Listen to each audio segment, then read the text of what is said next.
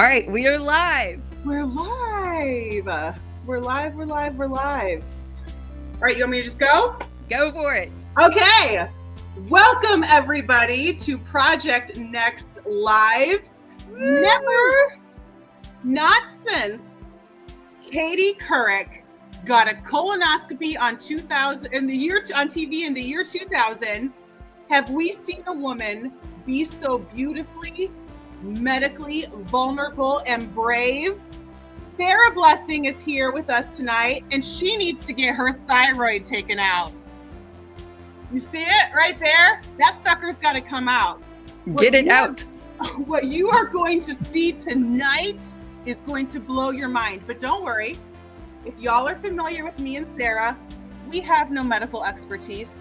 We have no business doing any kind of surgery, but don't worry. We have a doctor with us tonight. Woo! Dr. Tim Peck is joining us. Have you washed your hands, Dr. Peck? Are you Clean. ready? Okay. Clean. Sarah's going to go under the knife. Oh, my Lord. Oh, my goodness. Could you imagine if we could actually do a surgery online? Telesurgery. Telesurgery is a thing. You can do It's a telesurgery. thing. Yeah. They do it in war zones. They do it in developing nations. It's a thing. And why couldn't we on Facebook Live? I mean, Next time.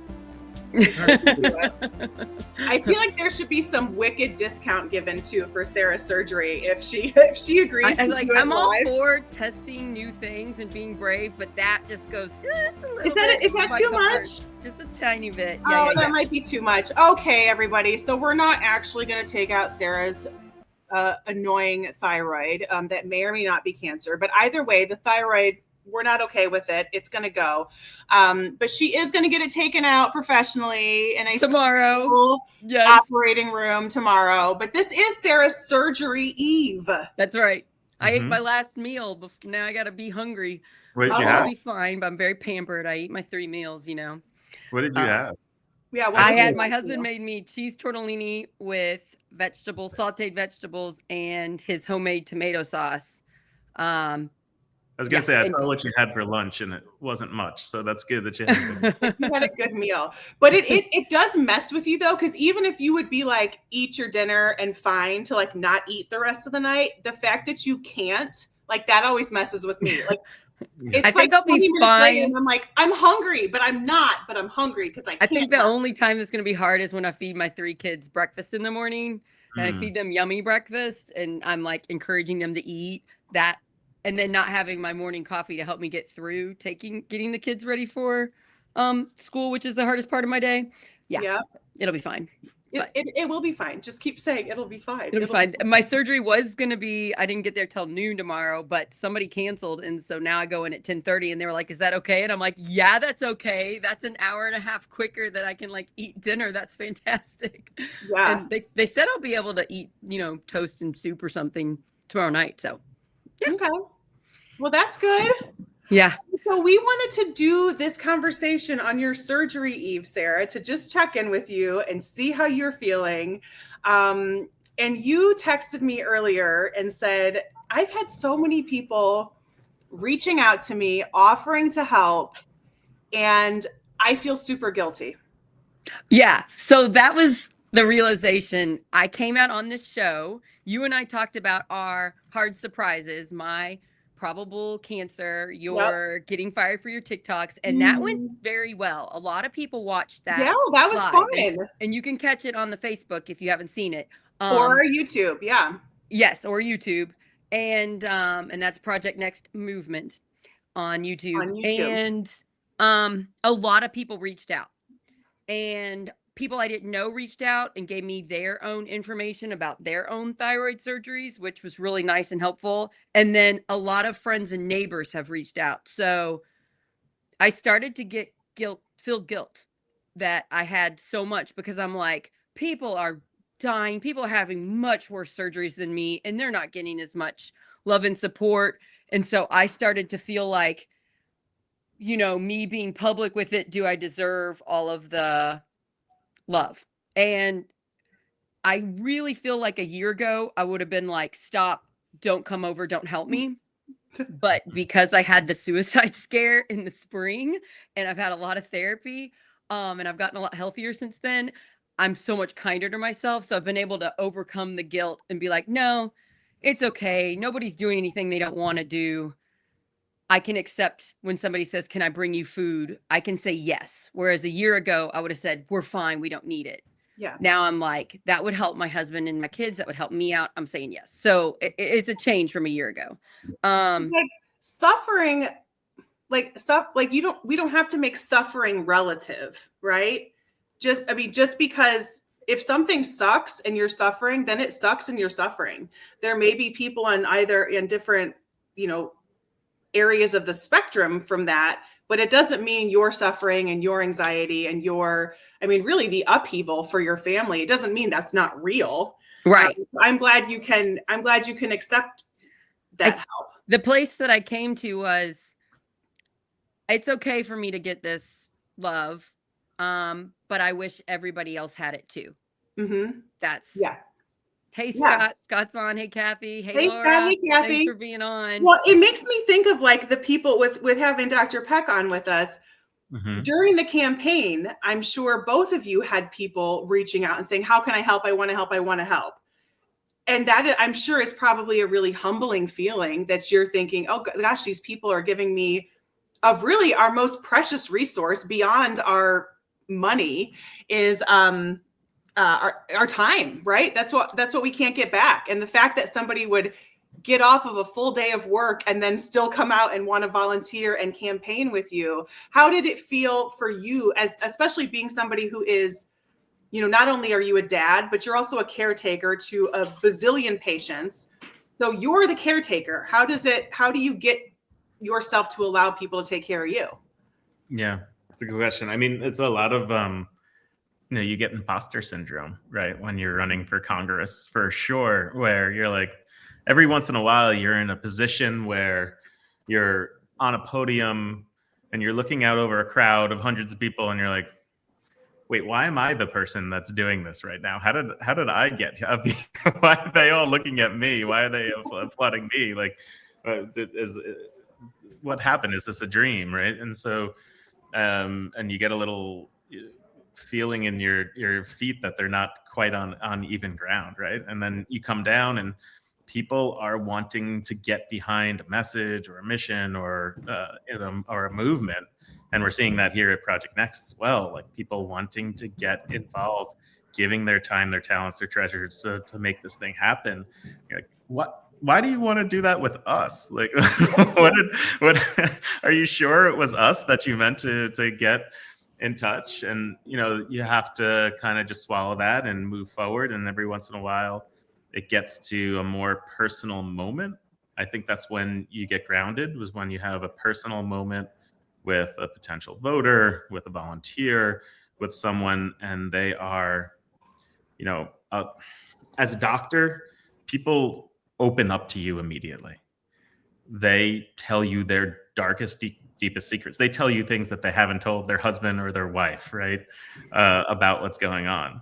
And what I didn't realize is that those people, voters, would do the same thing. Yeah. Instead of their health, they're telling you about, they lost their house, or they had an opioid addiction, or, someone in their family is struggling with mental illness, whatever it is that they need help from legislative processes, they tell you immediately. Mm-hmm. Those moments when you start to have a much more human to human contact, where you start to be grounded and realize, okay, you are in this moment and this person is looking to you for help and you're looking to them for inspiration, and you're actually giving to one another. You're not just getting. Mm-hmm. I really like that, because I've had some experiences over the last couple of weeks after losing my job of people reaching out to me and asking how they can help. And I had a really honest conversation with somebody in my life, and they said, look, Corinne, like you, in your work, like you served your community for 5 years, you were a public servant, you've given a lot to us. Like, if this is a time that we have to give something to you, that's okay. And I felt so supported in that moment, because I also know that I've been on the other end of it, of reaching out to give somebody else help. And I've been encouraging them of like, take it, you know? And I've even said, when I need the help, I'll take it too. So I'm not going to be a liar now that it's my turn to need the help, and I'm going to take it too. Cause it's, if we just keep helping each other, it's never about, I'm going to do this for you because I know someday you're going to do it for me. We're just going to keep doing for each other. And eventually it's helping all of us. It's a community that we're building. It all goes full circle. And I hope that you can keep that in mind at this point, Sarah, because tomorrow's kind of like one big step for you. We don't know what comes next. Right. So, yeah. Hopefully this is it, but I might need more surgery. I might need radiation. We just have to wait and see. So, I think it's, in general, it's easier to give than to receive. That is a big thing. I want to know, the viewers, you guys listening, is it easier for you to give than to receive? And do you do a good job when people ask you, how can I help? Do you say, I'm fine, when you really aren't fine and could need some help? Or do you say, that would be great, I need this? Like, I need this. You know, the time I learned how to ask for help the most was when I had the twins, because I had almost died, C-section, lost a lot of blood. My body temperature went to like 93 after the surgery, and I ballooned out. And I mean, I'm a pretty fit person. I've never felt so bad in my life. And I had to ask. I could not care for those tiny newborns, those preemies. They were in the hospital for 9 days. I was in for 7 days after delivery, and I had to have help. So my mother-in-law, my mom, they probably did the most, and my husband, bringing in meals, staying at the house, but I was like breastfeeding and pumping and doing formula. And so there was only so much they could help with, but I was so sore. So I literally had to ask. And so what I got good at was asking for specific help. If somebody said, what can I do? Do you want me to? I'd say, I want you to do this. Could you wash the dishes? Could you help with dinner? Could you hold the baby? Can you hold the babies? It's like, that's when I got, and I was prepared for it. I knew it was going to be hard. And it was definitely at least twice as hard as one baby. It's not like somehow it's fine with two. It's double the work. It's way more work. Well, double the work, literally.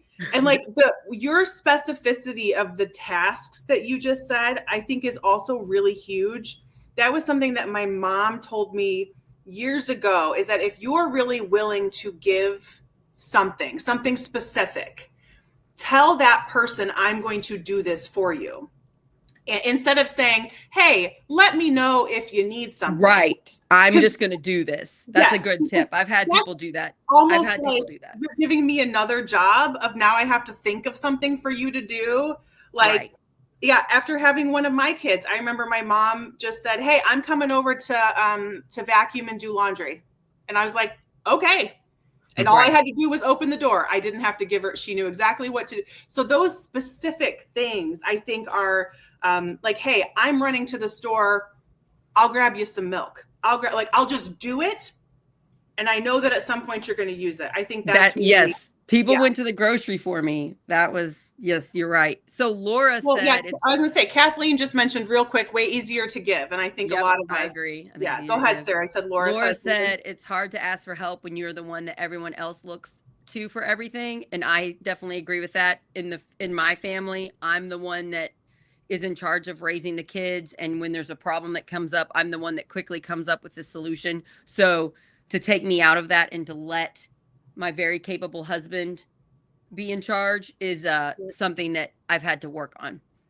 Yeah. Well, and I wonder too, so, because Sarah and I talked about this earlier today, Tim, is like, we wondered as women and as moms who are maybe more comfortable just doing everything and taking care of everybody else. Maybe that's why it's maybe harder for us to receive help or to admit when we're not capable of something, like, hey, like physically, I can't do this right now. Right. Do you see that, like, with your patients? Do you see a difference in like men and women of like maybe who's able to rest and who's able to take a beat and who's like, I have stuff to do? That's a good question. Yeah. I mean, you see it in both men and women, but much more in women who are like still trying. And you see it in a lot of women. It's trying to take care of the family, it's trying to take and manage the life of their whole family. You tend to see it in men more around their job, right? And their career and what's going on and and they won't put the phone down when they're in and That's they're funny. on their laptop, right? Like doing work while they're about to go into surgery and like, oh, just let me click one more, button on this thing.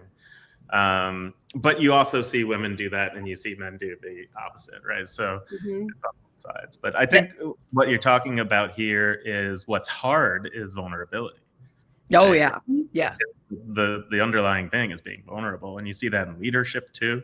Like the great leaders are those who can be vulnerable. You see that in friendships. You see that in teams. Like great teams that I've been on, that I've had the privilege of creating, are the ones who can be immediately vulnerable, because otherwise you can't really know one another. And you don't have time to, it just cuts out the time. And you accelerate teamwork so quickly when you can just be vulnerable with one another. You and I did that, Tim, when we met, because we just had a few conversations, but they were very personal. And you helped me get on the ticket for State House. And then we pretty quickly started working together. And we both were willing to be vulnerable and kind to each other. And so we got to that place very quickly where we could work together, try to help each other out. And you're so right. So I totally agree with that. I also think I struggle with giving up control. It's not just being vulnerable. It's allowing for me to realize my husband is going to he's going to take care of the 3 kids slightly differently than my plan, and his plan is fine. Maybe they go to bed a little bit later. Maybe things aren't exactly the way I had in my brain, and it is fine. They're being loved. My husband's doing a great job. I still have to work on that. I mean, no, that is a total I think that's maybe a mom thing. I think it's also a personality thing too. I think the kind of person, I mean, what the 3 of us share as a character trait is like, oh, I see that thing that needs to get done, I'm just going to go do it. And because I know that I can, and I'm just going to do it. And being able to, I've learned over probably the last maybe 10 years or so, like in my professional life, that actually the key to me being a good leader was being a good delegator. Yeah. Instead of just and that was me having to relinquish control, because it was it's just faster if I do it. If I have to explain to somebody how to do it, but it's kind of the whole thing, like you teach somebody to fish, they're going to keep fishing, right? So even if it's going to take me an extra 20 minutes to explain to this person how to do something I need them to do, the next time it needs to be done, they're just going to go do it. And then my time is freed up. So you're so right. So my tip for the viewers here, because our ultimate goal at Project Next is to make your life better. That is literally our goal. How do we make you better that are spending time with us right now? So thank you so much. Is there an area in your life that you could delegate just one thing to make your life a tiny bit easier? And then maybe you aren't so stressed out and you are actually more fun to be around. Like, because we talked about this last time, but when I was a full-time teacher and then I came home and took care of the kids, and I was the one usually making dinner because my husband was working in Louisville at the time and things were so much harder. I was stressed out almost all the time, unless it was the weekend or summer or Christmas break or something. And trying to think if I could have delegated something better, I probably could have had my oldest kid help a little bit more.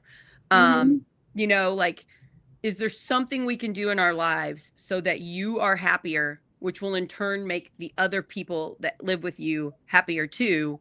If you want to put what that is on the screen, you can, or you can just think of it. But it would be great if after you hear this talk, you think of, could I give up some of what I do? And could I let somebody help me? Right now, Corinne, how about yourself? What are you going to give up? What are you giving up for Christmas? What am I giving up?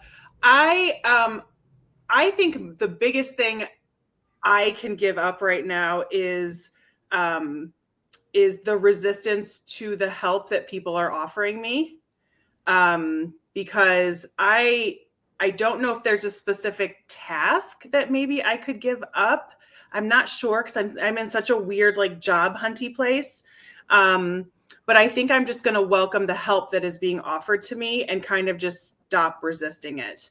That's probably what I could give up, because that's going to help my family too.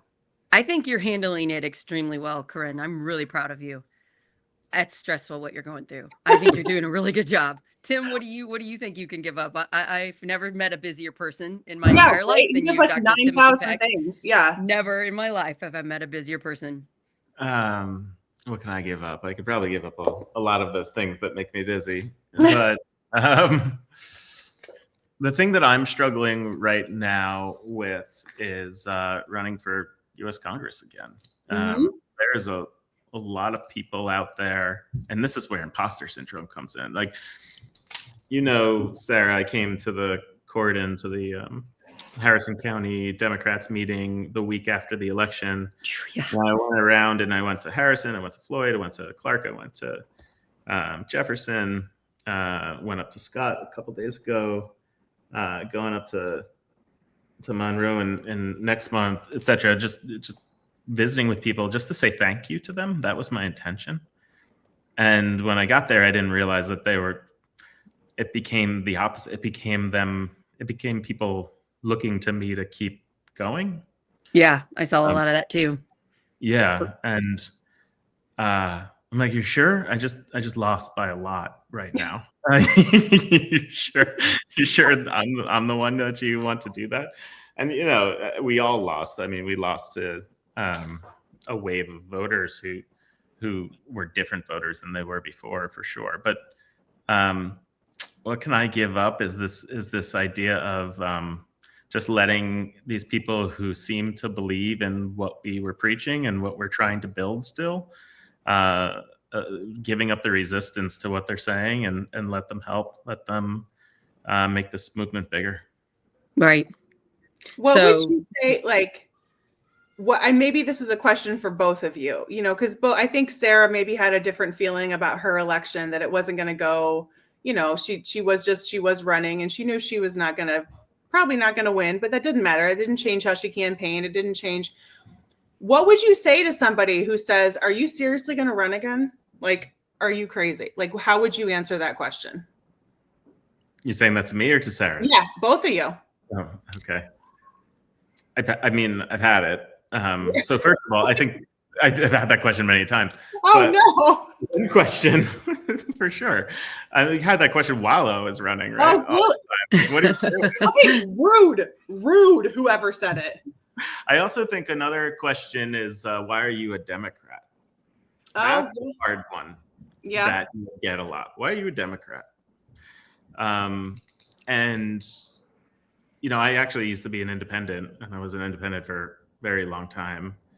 And the answer I would give while on the campaign trail was, do you want me to be your local Republican here? Jamie Knoll, the person running the Republican Party down here, is corrupt. You really want me to work with that guy? Like, I'm not working with that guy, so I'm working with the Democrats, right? And that wasn't the most true. I mean, it was part of the answer and the reality, but it wasn't. That was the reason I wasn't a Republican, not why I was Democrat. I was talking to Sarah just yesterday, I think, Sarah. Yep, yesterday. You articulated it well. It was because they let you be who you are. Yep. Mm-hmm. And I don't align with everyone in our party, and nor does Sarah. I'll speak for her, and no one does, right? But yeah, they let me be who I am. They let me say the things that I want to say and that I believe what I am. And hey, if you agree with it or not, that's okay. We can debate it and move forward. I think that's something really special, and that's why I'm a Democrat. And that's why I'm gonna. And like, because people need to hear some messages.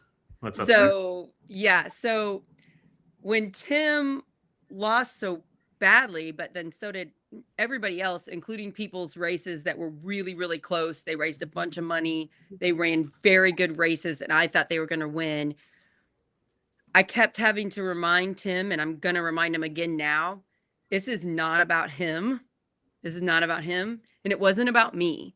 If I was able to talk to every single person that got to pick me or my opponent, I think I would have won. Same with Tim. If everybody that went in to vote before they voted, if they would have just watched a 2-minute video about you and a 2-minute video about your opponent, or just met you in person, and they understood how the voting system worked and how the ballot worked, I think it would have been different. This was a race that was a national race, and many people came out to vote that had no idea who was running for governor or for Senate or for Congress, and especially not for State House for me. So my best advice to everybody that lost when they were clearly the better person and they clearly cared more for the people they want to represent is to remember it wasn't about us. We have to somehow get out there. And I met thousands of people. Tim met tens of thousands of people. We got them liking us, but I don't think they actually knew how to vote for us. I think that was a step we missed, that we can work on. If we run again, I think Tim's planning on running again. Yeah. I'm probably, it's right around the corner. If somebody comes up and just really wants to run for State House District 70, I might let them. But if nobody comes up, because again, I was filling a seat that was going to be empty, a spot, nobody was going to run.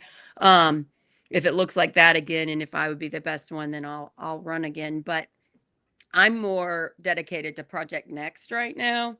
Yeah. And I think I can do both. I think I can run and do Project Next, but my district is so gerrymandered. I think I can do more good doing shows on here and helping people. But also I don't mind being on the ballot. It's just, again, they've drawn those lines so well. I gained 1% from when I ran county council 2 years ago to this time. My numbers person, Nate, told me that. And I'm like, well, how many years does that add up to me winning? Because would I be alive still?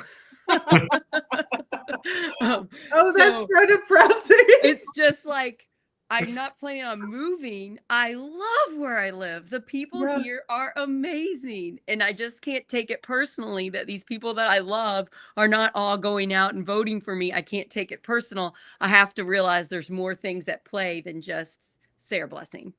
And I encourage Tim to view it that way as well, because he was really wrestling like, do you want me? And I'm like, Tim, you're amazing. You're great. You're an amazing person. Tim is literally one of the most amazing people I've ever met. I'm so blessed that we're friends. Candidate. Yeah. Yes, he was a fantastic candidate. So just don't take it personally, and let's just try to help the country, and then we'll keep doing this thing, But because we were talking, Sarah, I'm curious, because we were talking about empathy and compassion and how some of the tougher conversations that I think maybe all of us have had post-election have just been, there's a lot of anger. And I was curious if either of you had an experience of talking to somebody who was devastated or something, just how did you handle that anger? Because it's only been a month. I'm sure there's a lot of emotion still. I'm really worried about people. And that's one of the reasons I wanted to start Project Next. And I know Tim is too. I'm really worried about people because after the election didn't go the way we hoped, I saw so many people I care about absolutely devastated. And I was worried about their own mental health. And yeah, they went to a very dark place. And that's when it really hit me how terrible our media is. Our media has done this to us. Both sides were terrified of the other side. So if our side would have won, the other side would have been absolutely terrified. They would have been just like we are now. And that's not healthy for humans. And it's not, in some parts, it's not realistic. All those terrible things that we think could happen are not going to happen, but some of them probably will. And so it's the unknown of what is it going to happen and what's not that's really scary. But our media has blown that up and focused so much on what could happen, acting like it already has happened, acting like this is going to happen tomorrow. Be terrified right now. Watch this program.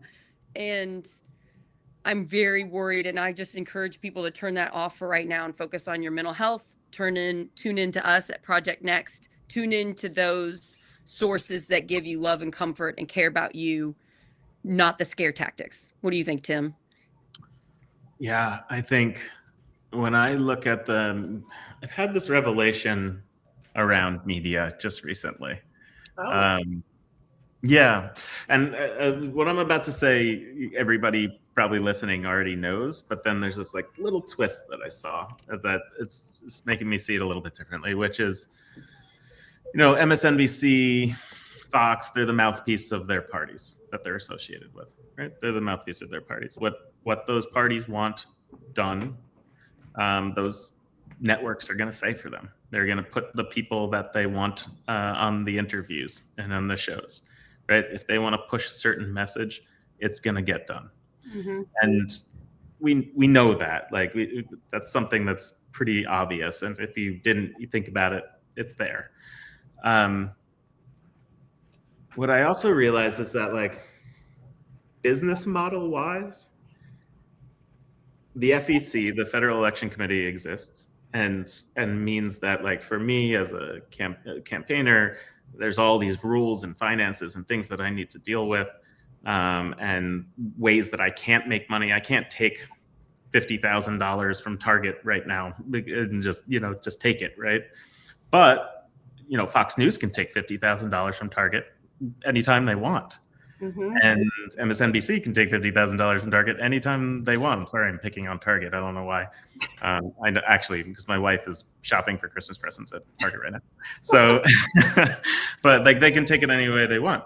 And if the FEC didn't exist, like tomorrow, I feel like the Democratic Party and MSNBC would merge, and Fox and the Republican Party would merge as a business, right? They'd be one business. Yeah, definitely. They're so aligned that why would they be two different businesses? Mm-hmm.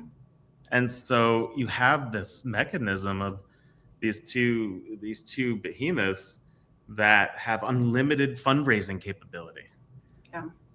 They can just do normal capitalistic things to sell advertising, buy products, buy companies, sell companies, raise money in any way they want, right?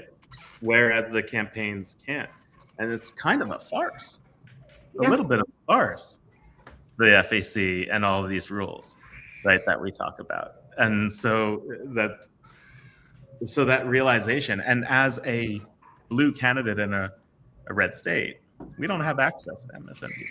I'm going to tell a story right now, if I may, that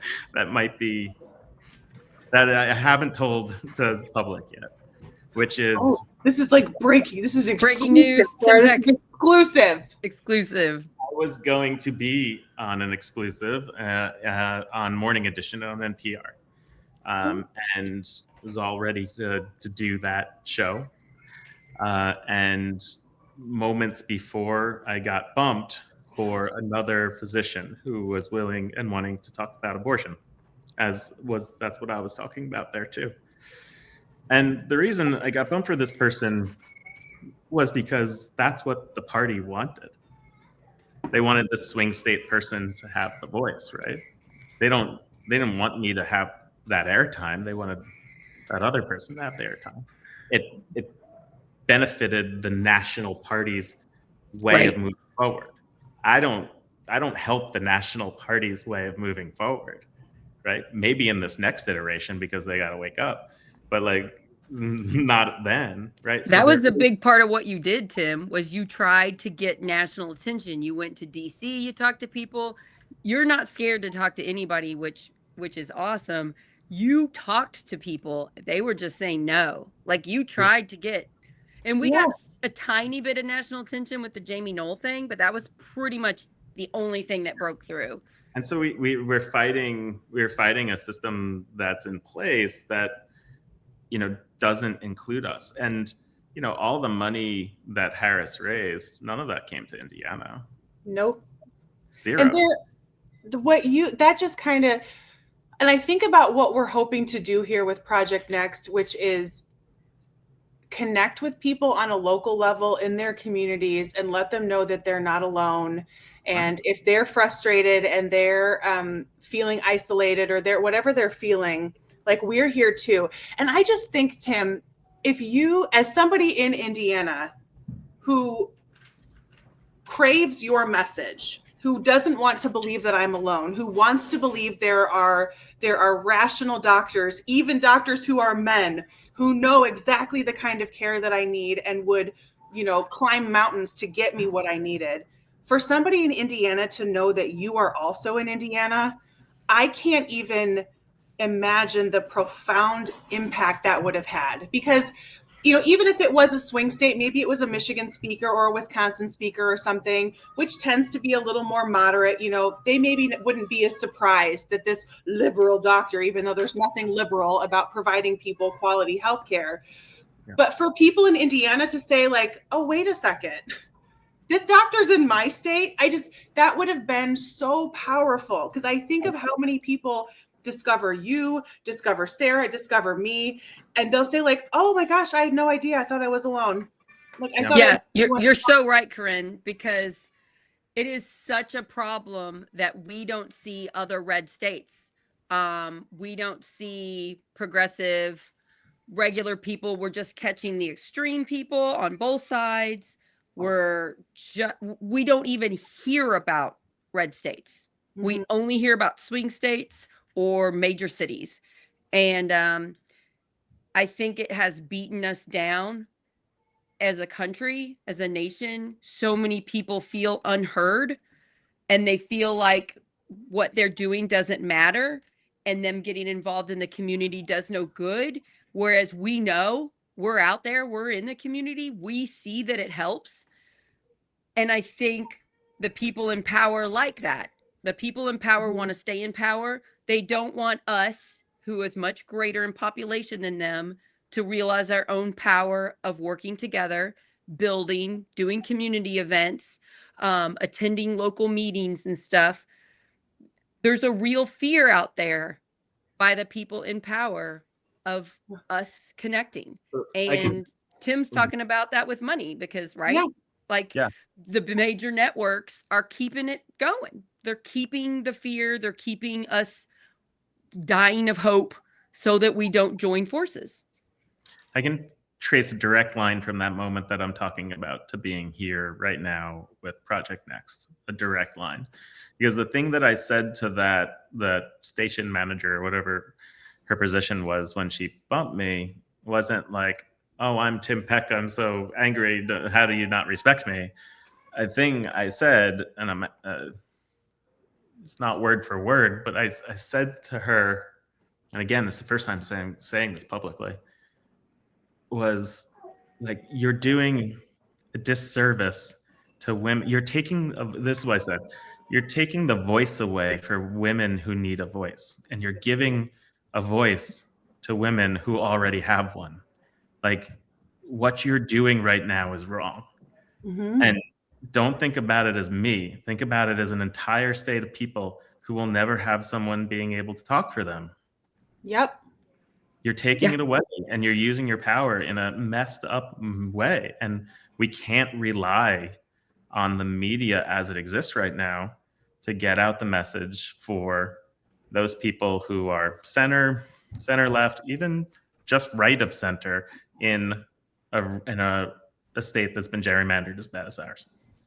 And that so much of that, and Sarah and I have talked about this before too, it helps the national narrative to keep Indiana and some other, quote, red states, to keep us in this bucket of castaways, to keep us in this flyover state. Nobody has to think about them. Nobody has to worry about them. Almost, the number of times that I will hear somebody use Indiana as a punchline for a backwards place to live. And then it's almost like, well, then we don't have to pour resources into them because our resources are finite. If we pretend that Indiana and Tennessee and Arkansas, if we pretend those places don't actually exist and those people don't really matter, then we can put our resources in all of these other places. Right. And we're just not going to allow that. We're going to say, look at us in Indiana. We matter. just like all these other places that don't have a say in their government, they matter too. And let's shine a light on us and on them. And that's, one of the big things we're trying to do here. It's so frustrating when people think people from Indiana are so backwards. Well, our government leaders might be, but the people in this state, the majority of the people that live in Indiana are incredible people. And I live in an incredibly red state. Every single office in Harrison County is Republican, but some of them are great and some of them are terrible. And the majority of people in this county are wonderful. And they are missing that because they're just assuming these terrible things about us. And I don't even like it when people say, well, there are a lot more Democrats than you think in India. Yeah, but there are a lot more amazing people. We don't need a label on it. I go out to my community and talk to the people at Dollar General, and I come home and I tell my husband, I met this person who told me this, and I met this person, and this poor lady is having her hip problem, and I've checked on her last week at Dollar General, and it's still bad. And it's like, we all take care of each other here. Yeah. They're struggling around where I live, and they are the warmest, kindest people, will give the shirt off their own back. Mhm. So don't you dare talk bad about us. I'm tired of it. They might vote a different way, but they're great people. And whenever I make a video that I call it like Indiana viral, when it goes and starts reaching people outside of Indiana, I have so many people that jump into my comments, and either they don't know me, so they don't know that I'm from Indiana. They think that I'm, some like coast person making fun of Indiana. And I'm like, no, I have to make fun of it and laugh about it because I live here and I don't want to cry all the time. And the people that come into my comments and they'll say, I'm from Indiana too, we're not all like that. And I'm like, no, I know, I'm one of you. Like they don't know that I am too. And that always cracks me up because so many people in Indiana would be like, can y'all stop making fun of us? Like, we're not all like that. But I did want to point out something that Amanda said here. It's important to categorize, Amanda in our comments, important to categorize not all media as one, just as not all Democrats are one. There's nuance and there's not one media that exists. Yeah. And I really like that she said that, because the number of times that, speaking of people getting made fun of, the number of times that I have heard somebody mock someone for getting news off of an Instagram reel or a TikTok video. And when you find a source that you trust, it is media. You are consuming media. Right. And it does not have to come from one of the big box media companies, right? And there is a real tension right now. And I heard this a lot after both national conventions on the Republican side and the Democrat side. There was a real tension between these more traditional media sources and the social media news creators. Because it's almost like, well, you're not real. I'm real. I've got the badge that says MSNBC or CNN or whatever. And what are you doing? You're making an Instagram reel? And there's so much of that gatekeeping that's like, what is real media? What is trusted news? And we all can Google, right? We can all look up sources. We can all look up, reputable places and talk about it. That doesn't need to be kept. So I'm glad that Amanda said that. And Amanda is a friend of mine, and she helps and has a lot of friends that do journalism. So we have local papers like News and Tribune. We have people like Daniel Suddeth that are incredible writers that are very brave, reporting on real things going on locally. And I've reached out sometimes, and I've been able to get like a story out about stuff in Harrison County at these papers, even though it's not with Harrison County. Their paper is Floyd County. And it's so important, and it's also been lessened so much. There's so many fewer papers.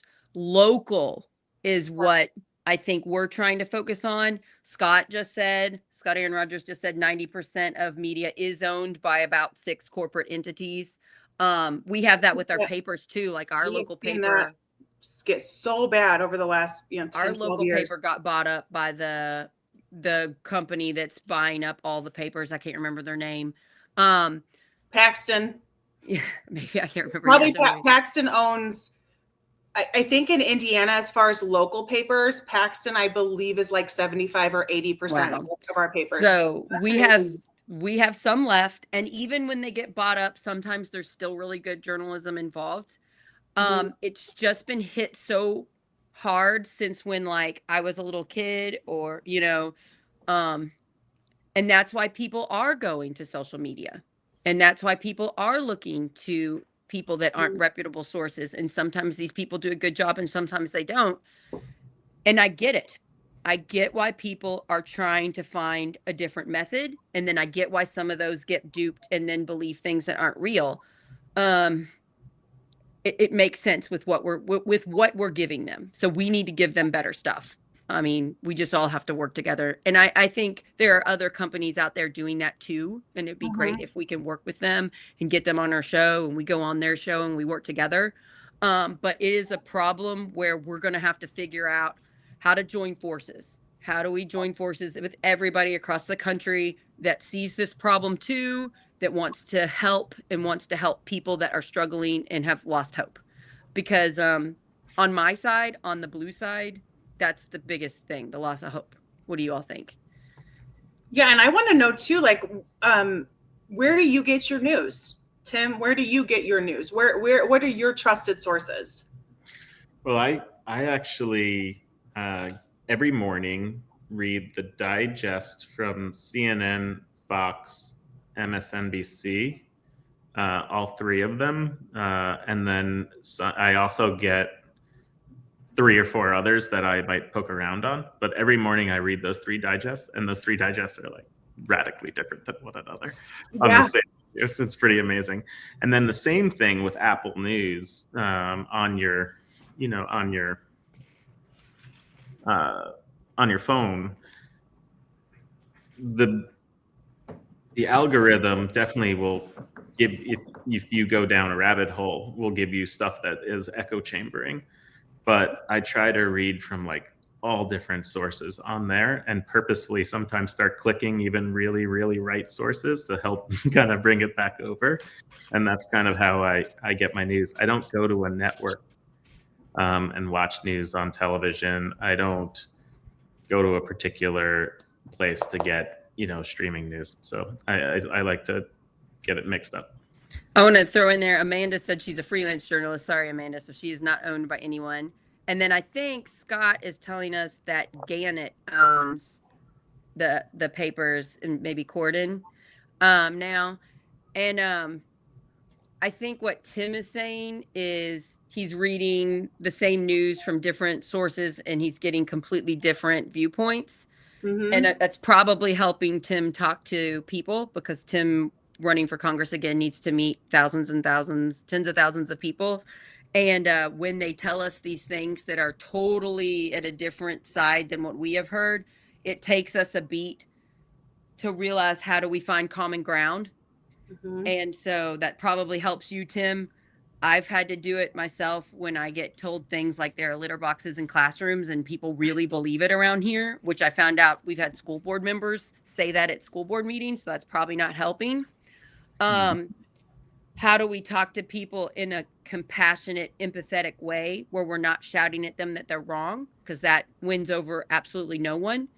How do we care about them and say, listen, you've been lied to. I'm so sorry. I can promise you there's no litter boxes in the classroom. If you want to tell me which classroom it is, I will call the school and I'll go there myself and I will look and see if there is one. They never, every time I say that, they never tell me which specific one. It's always my kid's friend. It's always that. Or my granddaughter or whatever's friend, or my neighbor's friend. I heard. Yeah, it's never the actual. And those lies are so hurtful. I was talking to Tim about this today at lunch. All you have to say is there are litter boxes in the classroom in a school board meeting, and everybody that hears it and believes it are like, well, then we better stop funding that school, burn that school to the ground, and then let's give more money to private. And it's such a calculated, smart, fake thing to say because it works so well. How do we collectively come together as a nation, regardless of what political party you are, or if you aren't on a political party? How do we learn to take a stand against stuff to fight for our children?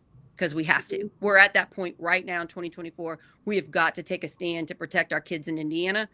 And I found out one of the main things I have to do to take a stand for these schools is to go after this fake thing because it has done so much damage.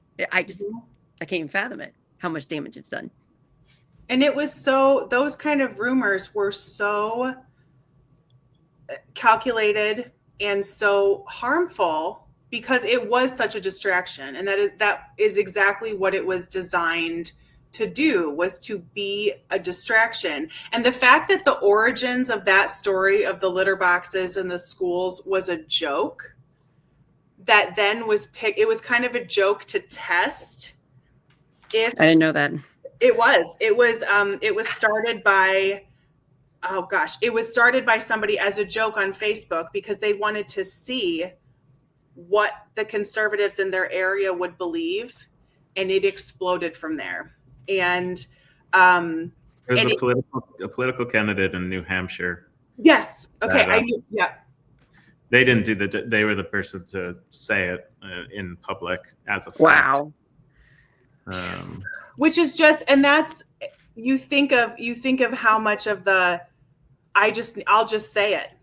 And then I'm putting the burden on you to disprove me. I'm now giving you work to do because I've just said the thing, and look, it's out there. And even if only 10 people heard it, at least 2 of them are going to repeat it. Like, my job is done.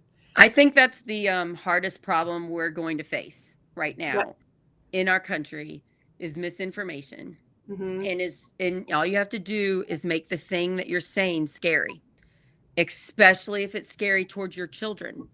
That's how they're able to attack trans people, make it scary towards your children. If we can collectively as a society realize this is terrible, this benefits no one, it doesn't help anybody on any side, it just spreads fear, and then these people that want to stay in power get to stay in power, and we get to fight among ourselves. I think that's one of the biggest problems we have to figure out how to solve. Yeah. Well, Tim's done with us. He's like, that's what, I'm out of here. Well, hey, Corinne, did you hear my kids screaming? I did. I just want to apologize publicly to my husband that has been having to deal with a certain daughter of mine having to fit for like a half an hour. I'm so sorry, babe. I love you. Well, even my son came down here and I was just like, you can't, like, this is because he'll always pop in my. Yeah, he came in and waved, which I like that. And I'm like, and he's so funny. But like, okay, so we have like 5 minutes left, Sarah. Are you hungry yet?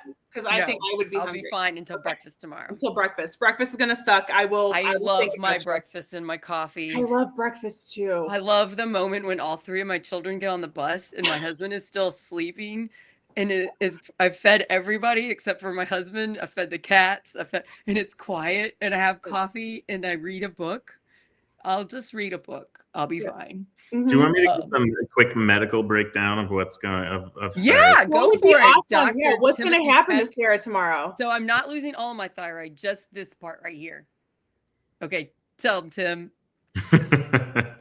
So the thyroid is a gland that sits here and does a few things, but one of the things it does is regulate your metabolism. And so when it stops working, you can actually take a pill to supplement it. So Sarah has a tumor on there that may or may not be cancer. We'll find out soon after they take this out. And they're going to take part of the thyroid, but not the whole thing. So it'll still help with the metabolism in her body. And she might have to take a little bit of a pill, but not the full thing after she gets rid of it. The problem is on the back of the thyroid is this other gland called the parathyroid. And the parathyroid regulates things like the calcium in your bones and the calcium in your body, the phosphorus in your body, other kind of minerals and things. And those kind of suck to lose. You can deal with it if you have 4 parathyroids.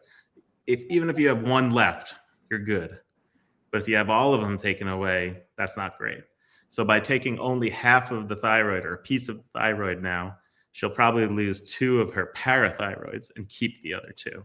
That's what she said. She drew it out and she said I'd lose 2 of them. So yeah, you're right. And that's the hope, is that she then can stop her surgeries, maybe do some radiation, whatever it might be, and keep that parathyroid, because that's harder to deal with if they take those away.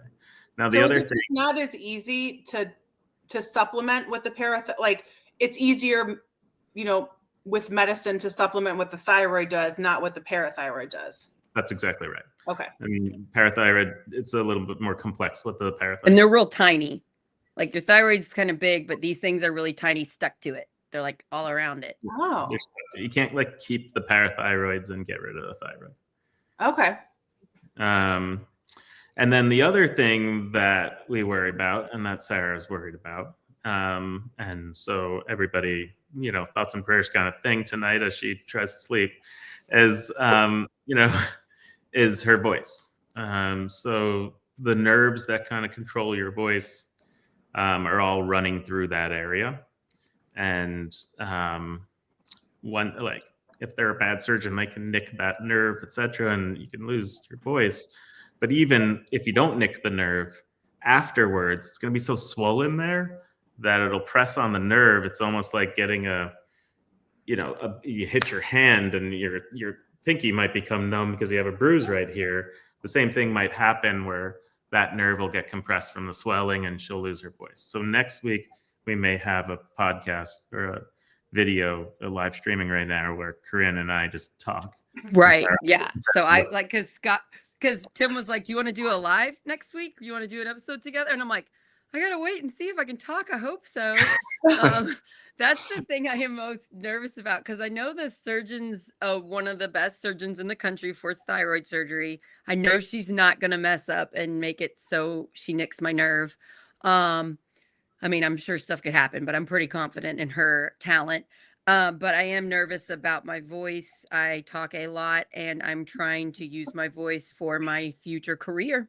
So yeah, if I'm not on, I'll type but whatever. But hopefully, index even cards. if it's, I mean, I still taught when I lost my voice for 18 years with teaching 5th graders. I just was quieter. We'll see. Like, I really don't like not talking. So yeah, that'll be, yeah.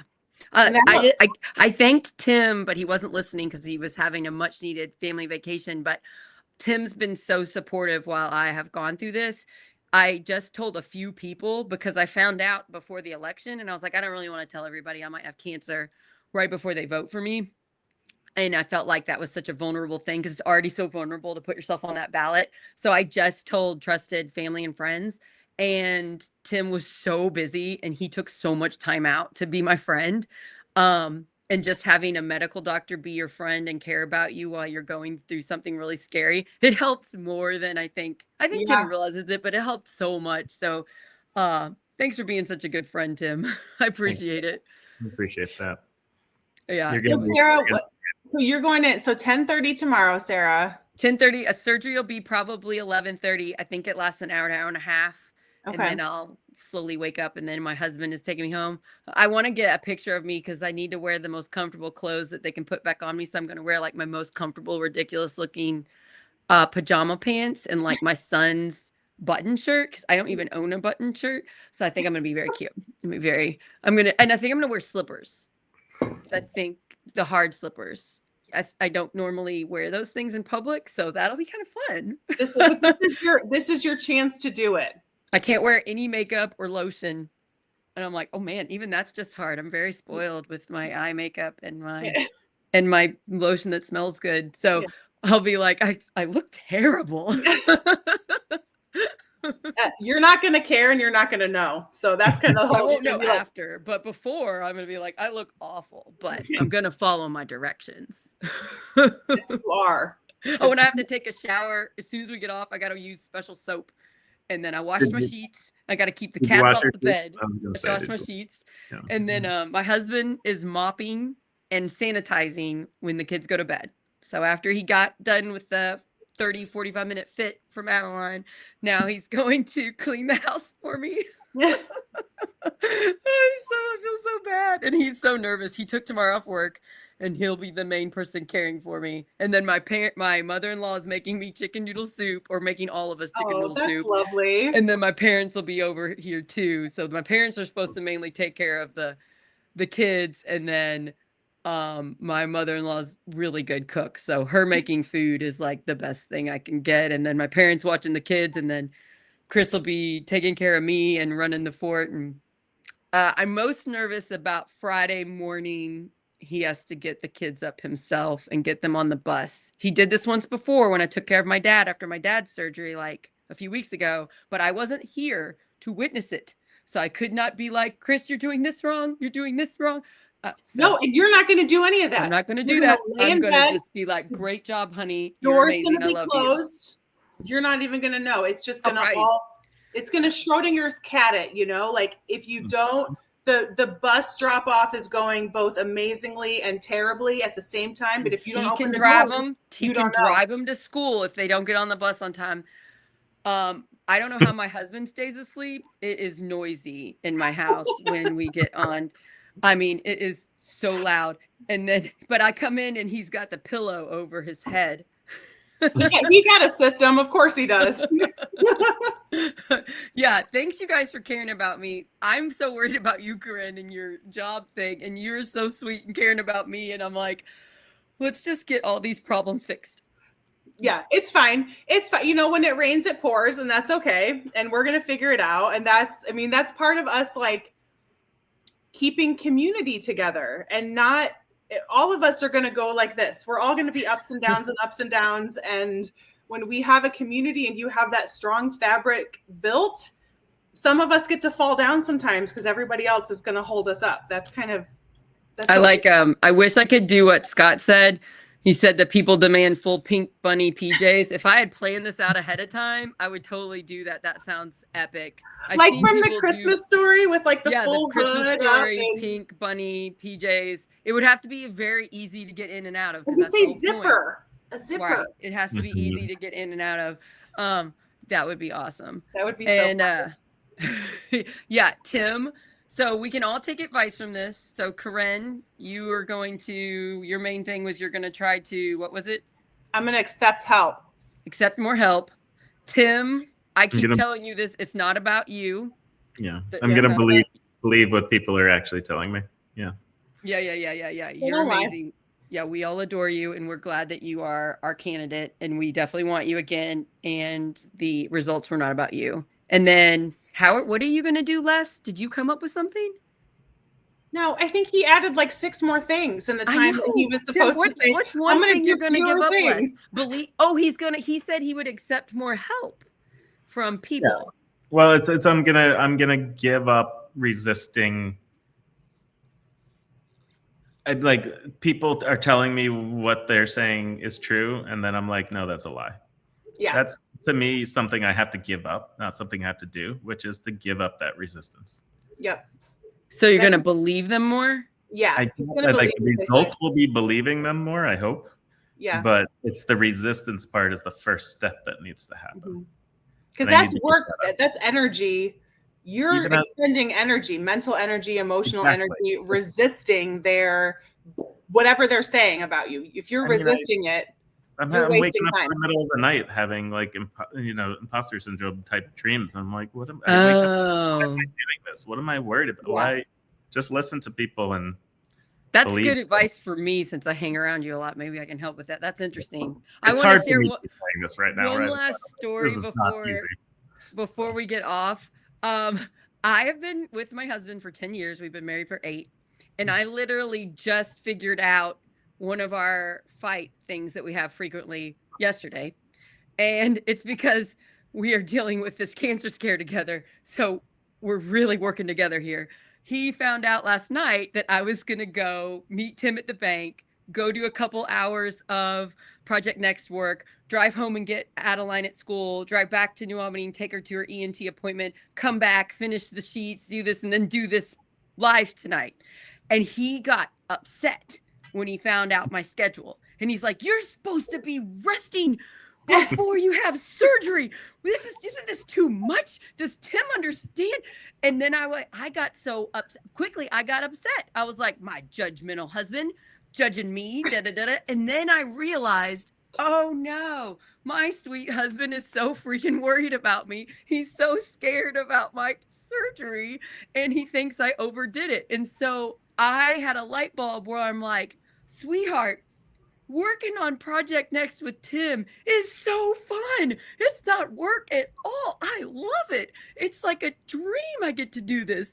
And then I was talking to Scott Aaron Rogers on the phone driving to meet Tim. And I told him what I was doing today. And he very calmly, without the temper, said, now don't overdo it, Sarah. You don't need to do too much. You're having surgery. And I was like, oh, Scott, that's what my husband said. You care about me. And so me figuring out that my husband's anger is his way of being like, I'm so worried about my wife. I realized this for the first time in 10 years. 10 years. So because it's so funny that when somebody else says it, like when Scott says it, you're like, oh, that's so nice. I know. When Chris says it, you're like, don't tell me what to do. Like I can do what I want. Like, I'm so like that. Why am I like that? My husband loves me. Why do I think he's judging me? They're closest to us, right? Like they're the closest one, and they don't always get the best of us sometimes. So that is my lesson that I have learned with this surgery, to realize my husband is not telling me what to do. He loves me. He's worried about me. So yeah. If you guys have anybody like that in your family, maybe you can take my advice and realize they love you too, and they're not judging you. Because I always go to judging.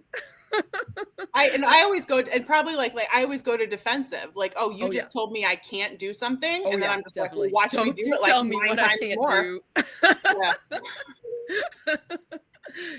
Yeah. Tim, do you have this problem, or is this just a woman wife? Do you have this husband? Any of this issues? I mean, you're always shorter with the people you love when you're anxious, when you're angry, when you're whatever. And then the thing about that is you can circle back around and say you're sorry, and and get down to the bottom of why you even said it.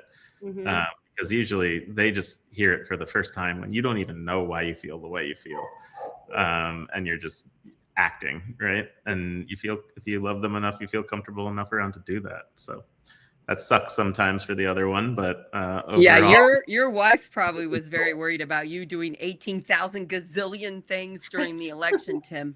I was worried about you. I was sick for a while too. We can talk about that on the next one. We should talk about that sometime, because you only told a few people and I knew a little bit about it, and I was like, we got to take care of Tim. Is Tim taking care of Tim? And I bet your wife, it was hard on her. Yeah. Okay. Thanks for being my friend. Thanks for doing this live. Thanks to everybody that came. Good luck, and Sarah. Feel free to comment if you're watching this, but it's not live. Comment and I will get back to you. I love listening to what you all have to say. We love you guys. Yeah. Thanks, everybody. Thank you, everybody. Thank you, everybody.